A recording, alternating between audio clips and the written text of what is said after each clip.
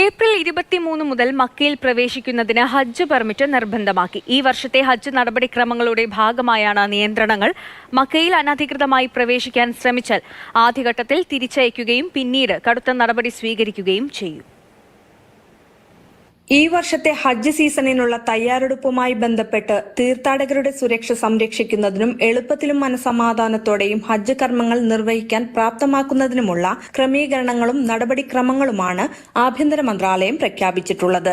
ഇതിന്റെ അടിസ്ഥാനത്തിലാണ് ഏപ്രിൽ 23 മുതൽ മക്കയിൽ പ്രവേശിക്കുന്നതിന് നിയന്ത്രണം കൊണ്ടുവന്നിട്ടുള്ളത്. സൗദിക്കകത്തു നിന്നുള്ളവർ മക്കയിൽ പ്രവേശിക്കുന്നതിന് ബന്ധപ്പെട്ട അധികാരികളിൽ നിന്നും അനുമതി നേടിയിരിക്കണം. പെർമിറ്റ് ഇല്ലാത്തവരെ മക്കയിൽ പ്രവേശിക്കുന്നതിൽ നിന്നും വിലക്ക് തിരിച്ചയക്കും. പുണ്യസ്ഥലങ്ങളിൽ ജോലി ചെയ്യുവാനായി അധികൃതർ നൽകുന്ന വർക്ക് പെർമിറ്റ് ഉള്ളവർക്ക് മക്കയിൽ പ്രവേശിക്കാനാകും. സാധുവായ ഹജ്ജ് പെർമിറ്റ് ഉള്ളവർക്കും പ്രവേശനം നൽകും.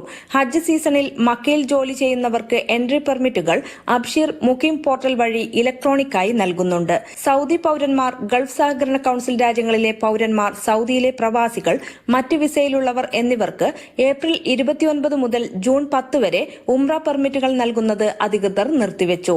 ഏപ്രിൽ 29 മുതൽ ഹജ്ജ് വിസയിലുള്ളവർ ഒഴികെയുള്ള ഏതെങ്കിലും തരത്തിലുള്ള വിസ കൈവശമുള്ള ആർക്കും മക്കയിൽ പ്രവേശിക്കാനോ താമസിക്കാനോ അനുവാദമില്ലെന്ന് മന്ത്രാലയം അറിയിച്ചു.